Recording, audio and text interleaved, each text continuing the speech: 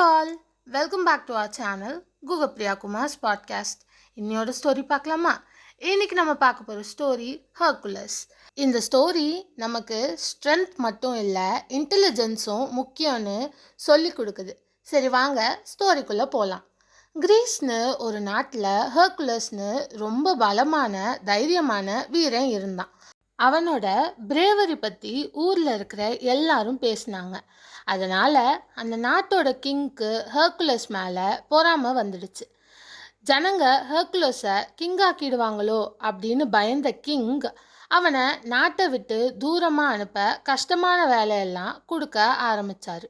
ஒரு நாள் king Hercules கிட்ட எனக்கு 3 கோல்டன் ஆப்பிள்ஸ் கொண்டு வா அப்படின்னு சொன்னார். ஆனால் அந்த கோல்டன் ஆப்பிள்ஸ் இருக்கிற இடம் ஹெஸ்பிரைட்ஸ் அப்படின்னு சொல்லுவாங்க. ஆனால் அங்கே எப்படி போகணும்னு யாருக்குமே தெரியாது. ஹெர்குலஸ் பயப்படல. உடனே தன்னோட ஜேர்னியை ஆரம்பித்தான். வழியில் 3 பெண்களை சந்திச்சான். அவங்க சி ஓல்ட் மேனை போய் வழி கேளு, ஆனால் அவரை நல்லா பிடிச்சிக்கோ, இல்லைனா அவர் தப்பிச்சிடுவார் அப்படின்னு சொன்னாங்க. ஹெர்குலஸ் கடற்கரையில் தூங்கிட்டு இருந்த ஓல்ட் மேனை அமைதியாக போய் பலமாக பிடிச்சான். ஓல்ட் மேன் தப்பிக்க மண்ணாகவும் பாறையாகவும் வேற பல உருவங்களாகவும் மாறினான். ஆனால் ஹெர்குலஸ் விடவே இல்லை. கடைசியில் ஓல்ட் மேன் உனக்கு என்ன வேணும் அப்படின்னு கேட்டார். ஹெர்குலஸ் ஹெஸ்பிரைட்ஸ்க்கு போக வழி சொல்லுங்க அப்படின்னு கேட்டான்.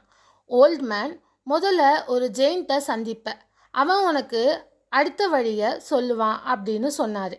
ஹெர்குலஸ் ஜெயிண்ட்டை தேடி போனான். ஜெயிண்ட் ரொம்ப பலமாக இருந்தான். 2 பேரும் சண்டை போட்டாங்க. ஹெர்குலஸ் அந்த ஜெயிண்ட்டை கீழே தழுவிட்டான். அவன் பூமியை தொட்ட உடனே இன்னும் பலமாக இருந்தான். அப்போ ஹெர்குலஸ் ஒரு ஐடியா யோசித்தான். ஜெயிண்ட்டை கீழே தள்ளி விடாமல் மேலே தூக்கி பிடிச்சான். கொஞ்ச நேரத்தில் ஜெயிண்ட்டோட பலம் குறைஞ்சிடுச்சு. ஜெயிண்ட் சொன்னான், அட்லஸ் கிட்ட போ, அவன் உனக்கு ஹெஸ்பிரைட்ஸ்க்கு வழிகாட்டுவான் அப்படின்னு சொன்னான். ஹெர்குலஸ் அட்லஸை சந்திச்சான். அட்லஸ் சொன்னான், கோல்டன் ஆப்பிள்ஸ் நான் போய் எடுத்துட்டு வரேன், நீ நான் வர வரைக்கும் வானத்தை உன் தோளில் சுமக்கணும் அப்படின்னு சொன்னான். ஹெர்குலஸ் இதை அக்செப்ட் பண்ணான். அட்லஸ் போய் கொஞ்ச நேரத்தில் 3 கோல்டன் ஆப்பிள்ஸோட திரும்பி வந்தான். அட்லஸ் ஒரு ட்ரிக் பண்ணினான். ஸ்கையை நீ தான் சுமக்கணும், நான் திரும்ப வர மாட்டேன் அப்படின்னு சொன்னான். ஹெர்குலஸ் ரொம்ப கிளவராக யோசித்தான். சரி, ஒரு நிமிஷம் நீங்கள் இதை பிடிச்சிக்கோங்க, நான் என் ஷோல்டருக்கு ஒரு பேட் வச்சுட்டு திரும்ப எடுத்துக்கிறேன் அப்படின்னு ஹெர்குலஸ் சொன்னான். அட்லஸ் நம்பிட்டான். அவன் ஸ்கையை திரும்ப பிடிச்சிக்கிட்டான். பிடிச்ச உடனே ஹெர்குலஸ் கோல்டன் ஆப்பிள்ஸை எடுத்துட்டு சிரிச்சுக்கிட்டே அங்கேருந்து ஓடிட்டான். பல நாள் ஜேர்னிக்கு அப்புறம் ஹெர்குலஸ் கிரீஸ்க்கு திரும்பி வந்து கிங்கு கிட்ட 3 கோல்டன் ஆப்பிள்ஸையும் கொடுத்தான். கிங் என்னதான் வெளியில் சந்தோஷமாக இருந்தாலும் உள்ளுக்குள்ளே இன்னும் ஹெர்குலஸ் மேலே பொறாமை தான் இருந்தது. மறுபடியும் அவனுக்கு கஷ்டமான வேலை கொடுக்க பிளான் பண்ணிட்டாரு. இந்த ஸ்டோரியோட மாரல் என்ன தெரியுமா? அறிவும் பொறாமையும் குவிக் திங்கிங்கும் இருந்தால் தான் பெரிய வெற்றி கிடைக்கும்.